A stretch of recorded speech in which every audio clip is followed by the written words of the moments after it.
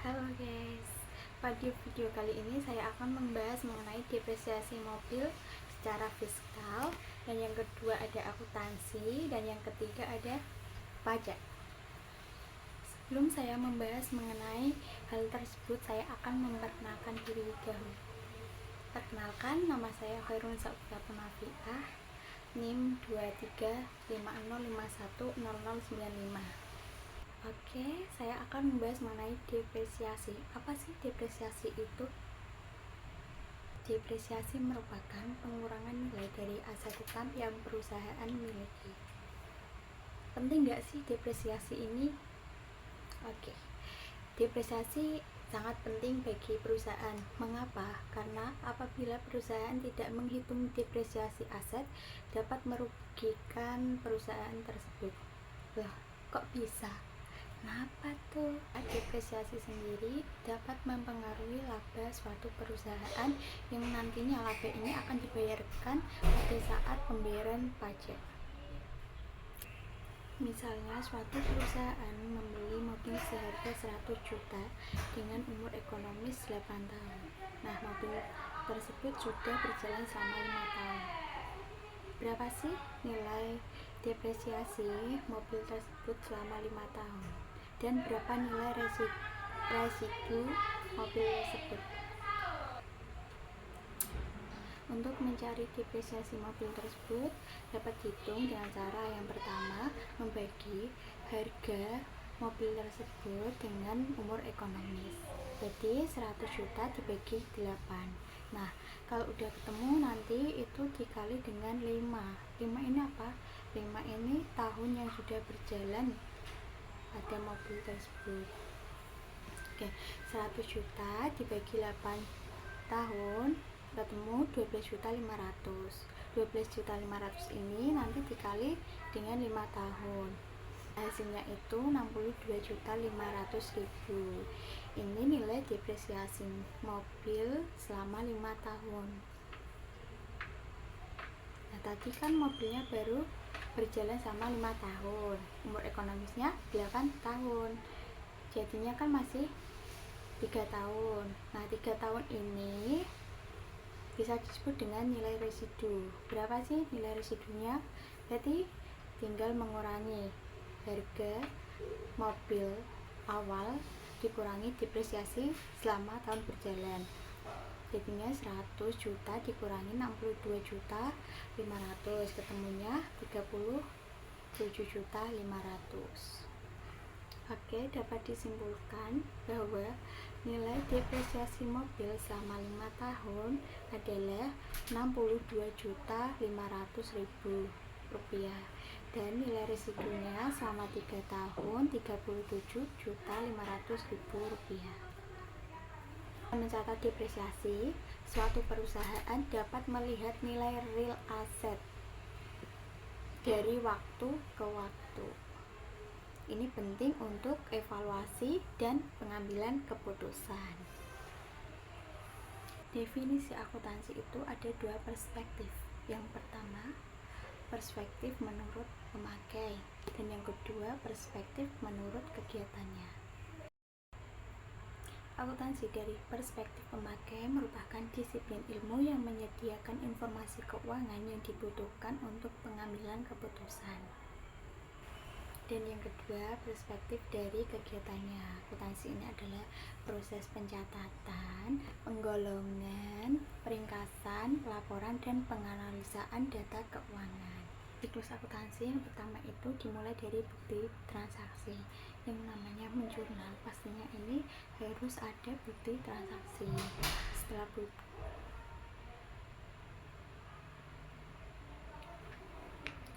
tadi kan udah saya jelaskan mengenai definisi akuntansi. Sekarang masuk ke siklus akuntansi. Siklus akuntansi yang pertama itu bukti transaksi. Yang namanya akuntansi sebelum menjurnal pastinya ada buktinya. Dari bukti transaksi tersebut kita lanjut ke proses jurnal. Semua transaksi tersebut nanti kita jurnal. Setelah dijurnal, pada akhir periode nanti membuat yang namanya jurnal penyesuaian. Setelah itu kita posting per akunnya itu ke buku besar. Setelah buku besar sudah dibuat, nanti langsung membuat neraca saldo. Neraca saldo ini digunakan untuk mengetahui apakah sudah balance apa belum. Setelah membuat neraca saldo yang sudah balance, langsung masuk ke laporan keuangan. Setelah membuat laporan keuangan, siklus terakhir yaitu membuat jurnal penutup. Setelah kita membahas mengenai siklus akuntansi, sekarang kita membahas jenis-jenis laporan keuangan. Laporan keuangan sendiri terdapat 5 jenis. Yang pertama itu ada laporan laba rugi, dan yang kedua itu ada laporan perubahan ekuitas, dan yang ketiga laporan posisi keuangan, dan yang keempat laporan arus kas, dan yang terakhir ada catatan atas laporan keuangan. Oke, kita bahas dari laporan pertama sampai laporan terakhir. Pertama yaitu laporan laba rugi. Dalam laporan laba rugi ini mengandung informasi mengenai pendapatan yang diperoleh perusahaan dan beban yang dikeluarkan perusahaan untuk mendapatkan pendapatan. Untuk mengetahui laba atau ruginya suatu perusahaan dapat dilihat dari laporan laba rugi ini. Laba rugi ini nanti kita laporkan lagi ke laporan perubahan ekuitas. Oke, laporan yang kedua yaitu laporan perubahan ekuitas. Laporan perubahan ekuitas sendiri mengandung mengenai ekuitas awal dikurang atau ditambah dengan laba rugi yang nantinya akan mendapatkan ekuitas akhir. Ekuitas akhir ini yang akan dilaporkan pada laporan posisi keuangan. Yang ketiga, laporan posisi keuangan. Laporan posisi keuangan sendiri mengandung informasi mengenai aset dan kewajiban perusahaan. Arus kas. Laporan arus kas laporkan mengenai arus kas dari aktivitas operasi, investasi, dan pembiayaan, sehingga pengguna laporan dapat mengetahui posisi kas dari suatu perusahaan. Dan yang terakhir yaitu catatan atas laporan keuangan. Catatan atas laporan keuangan ini menginformasikan pada pengguna laporan mengenai informasi umum suatu perusahaan dan penjelasan-penjelasan yang lain dari laporan-laporan sebelumnya. Sekarang membahas definisi pajak menurut pakar-pakar. Yang pertama, menurut Profesor Dr. Rahmat Sumirto, pajak adalah iuran rakyat kepada kas negara berdasarkan undang-undang yang dapat dipaksakan dengan tidak mendapat jasa timbal balik, yang langsung dapat ditunjukkan, dan yang digunakan untuk membayar pengeluaran umum. Dan yang kedua yaitu menurut Profesor Dr. PJA Andriani, pajak merupakan iuran kepada negara yang dapat dipaksakan, yang terutang oleh yang wajib membayarnya menurut peraturan-peraturan dengan tidak mendapat prestasi kembali yang langsung dapat ditunjuk, dan yang gunanya adalah untuk membiayai pengeluaran umum berhubungan dengan tugas negara untuk menyelenggarakan pemerintahan. Dan yang ketiga, menurut Profesor Dr. MH Smith, pajak sendiri merupakan prestasi kepada pemerintah yang terutang melalui norma-norma umum dan yang dapat dipaksakan tanpa adanya kontroversi yang dapat ditunjukkan secara individual. Maksudnya adalah membiayai pengeluaran pemerintahan. Jenis pajak ada 3. Yang pertama berdasarkan sifatnya, yaitu pajak langsung dan pajak tidak langsung. Pajak langsung yaitu pajak yang bebannya ditanggung sendiri oleh wajib pajak dan tidak dapat dialihkan kepada orang lain. Contohnya yaitu pajak penghasilan. Yang kedua, pajak tidak langsung, pajak yang bebannya dapat dialihkan kepada orang lain. Contohnya PPN. Jenis pajak yang kedua yaitu berdasarkan golongannya. Terdapat pajak subjektif dan pajak objektif. Pajak subjektif contohnya PPh. Apabila suatu perusahaan memiliki penghasilan yang besar, maka pajak yang dibayarkan juga besar. Pajak objektif contohnya PPN. Bisa kita lihat ketika kita berbelanja di supermarket ataupun swalayan. Ketika kita berbelanja kan mendapatkan struk nih. Nah, di struk tersebut itu yang bagian bawah tertera barang yang Anda beli termasuk PPN 11%. Pajak yang ketiga yaitu berdasarkan lembaga pemungutnya. Ada dua, pajak pusat dan pajak daerah. Pajak pusat ini pajak yang dipungut langsung oleh pemerintah, dan pajak daerah ini pajak yang dipungut oleh pemerintah daerah. Apakah pembukuan dan pencatatan itu penting menurut perpajakan?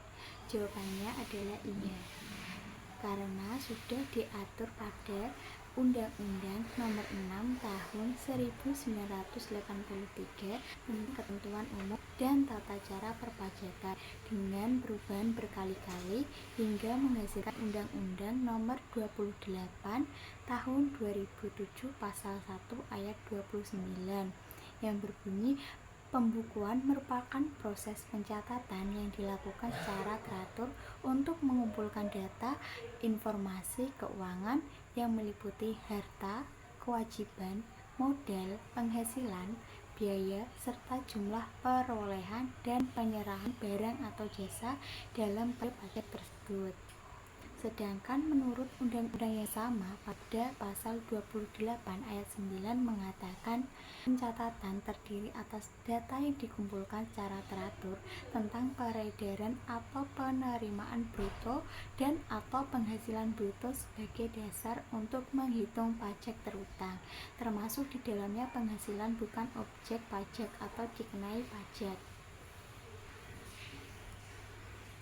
Apa sih peranan akuntansi dalam sejarah perpajakan? Sejarah perpajakan di Indonesia dapat dibagi ke dalam beberapa kurun waktu. Yang pertama itu pada masa penjajahan Belanda setelah merdeka sampai tahun 1979. Yang kedua, tahun 1979 sampai tahun 1983. Dan yang ketiga, tahun 1983 sampai sekarang. Peranan akuntansi atau pembukuan dalam perpajakan sejalan dengan sejarah perpajakan di Indonesia. Pada masa penjajahan Belanda, sistem perpajakan menekankan fungsinya pada segi pemasukan keuangan untuk keperluan penjajah. Jumlah pajak terutang sepenuhnya ditentukan oleh aparat pajak yang memiliki wewenang yang sangat besar. Dengan demikian, peranan akuntansi atau pembukuan dalam perpajakan sangat lemah. Indonesia merdeka pada tahun 1967 diperkenalkan sistem pemungutan pajak yang dikenal sebagai sistem menghitung pajak sendiri atau MPS dan menghitung pajak orang lain atau MPO dengan Undang-Undang Nomor 867 JOPP 11 tahun 1967. Sistem pemungutan pajak dalam cara yang baru ini termasuk sistem self-assessment melalui Inpres 6 tahun 1979 yang dikenal dengan Paket 27 Maret 1979 dan KMK 108 KMK 1979. Wajib pajak diberikan keringanan dalam penetapan pajak apabila yang bersangkutan menggunakan laporan pemeriksaan akuntan publik. Laporan keuangan yang dibuat oleh akuntan publik tidak dibenarkan dikoreksi kecuali apabila laporan itu hanya tidak benar. Peraturan baru ini sekaligus membatas kewenangan aparat perpajakan dalam menetapkan jumlah pajak yang harus dibayarkan oleh wajib pajak. Dengan demikian, Dengan demikian, sejak tahun 1979, peranan akuntansi atau pembukuan semakin meningkat dalam perpajakan. Akun akuntansi perpajakan apa aja sih yang ada pada laporan keuangan? Oke, mari kita bahas. Yang pertama itu kita bahas pada neraca dulu. Nah, pada neraca ini itu ada dua sisi. Yang pertama ada sisi aset, dan yang kedua ada sisi kewajiban. Nah, pada sisi aset sendiri itu memiliki beberapa akun. Yang pertama, akun pajak dibayar di muka. Pajak dibayar di muka ini meliputi PPh 22, PPh 23, PPh 24, PPh 25, dan PPh 28A. Dan yang kedua itu ada akun PPh atas pengalihan hak atas tanah dan bangunan. Dan yang ketiga ada akun pajak masukan. Tadi kan sisi aset, nah sekarang sisi kewajiban. Pada sisi kewajiban ini terdapat dua akun. Yang pertama ada akun utang pajak yang terdiri dari PPh 21, PPh 23, PPh 26, dan PPh 29. Dan akun yang kedua yaitu pajak keluaran. Sekarang kita bahas akun-akun yang ada pada laporan laba rugi. Nah, dalam laporan laba rugi ini terdapat beberapa akun. Yang pertama itu ada akun beban pajak penghasilan, dan yang kedua PBB pajak masukan yang tidak dapat dikreditkan, dan biaya materai dicatat sebagai beban operasional. Itu untuk akuntansi perpajakan yang ada dalam laporan keuangan. Penting nggak nanti perpajakan ini? Jawabannya sangatlah penting. Akuntansi penting bagi pengelola keuangan dan perpajakan perusahaan, mengingat setiap usaha atau perusahaan yang didirikan dan dijalankan tak lepas dari kewajiban perpajakan. Oleh karena itulah, akuntansi perpajakan diperlukan guna melakukan administrasi perpajakan dengan baik dan benar, sehingga kewajiban pembayaran dan pelaporan perpajakan yang dilakukan dapat dipertanggungjawabkan. Tidak hanya itu, akuntansi perpajakan juga penting bagi wajib pajak dalam perencanaan pajak. Menurut Omus Sungguh, perencanaan pajak adalah suatu kapasitas yang dimiliki oleh wajib pajak untuk menyusun aktivitas keuangan guna mendapatkan pengeluaran atau beban pajak yang minimal. Secara teoritis, perencanaan pajak dikenal sebagai perencanaan pajak yang efektif, yaitu seorang wajib pajak berusaha mendapatkan penghematan pajak melalui prosedur penghindaran pajak secara sistematis sesuai ketentuan undang-undang perpajakan. Kewajiban bagi orang pribadi atau badan untuk melakukan pencatatan atau pembukuan. Hal ini sudah diatur pada pasal 28 Undang-Undang KUP yang mewajibkan bagi wajib pajak orang pribadi yang melakukan kegiatan atau usaha pekerjaan bebas dan wajib pajak orang pribadi yang melakukan kegiatan usaha atau pekerjaan bebas dan perusahaan atau badan wajib menyelenggarakan yang namanya pembukuan. Hal ini sudah diatur pada pasal 28 Undang-Undang KUP. Pembukuan ini merupakan suatu proses pencatatan yang dilakukan secara teratur untuk mengumpulkan data dan informasi keuangan yang meliputi aset, kewajiban, modal, penghasilan, dan biaya, serta jumlah harga perolehan dan penyerahan barang atau jasa, yang ditutup dengan menyusun laporan keuangan berupa neraca dan laporan laba rugi untuk periode tahun pajak tersebut. Definisi ini sesuai dengan pasal 1 angka 29 Undang-Undang KUP. Undang-undang pajak menggunakan istilah pembukuan, tetapi dalam akuntansi komersil seperti dalam SAK tidak menggunakan istilah pembukuan. Beberapa buku teks akuntansi mendefinisikan pembukuan adalah kegiatan mengumpulkan, mencatat, dan menganalisis data transaksi keuangan. Ketentuan pembukuan dalam pasal 28 Undang-Undang KUP mengatur masalah pembukuan secara umum dan pembukuan untuk keperluan menghitung pajak penghasilan, untuk kepentingan pajak pertambahan nilai atau PPN, dan pajak penjualan atas barang mewah atau PPNBM. Wajib pajak ternyata juga diwajibkan menyelenggarakan pembukuan atau pencatatan. Jadi untuk wajib pajak orang pribadi itu dan badan diwajibkan untuk membuat yang namanya pembukuan.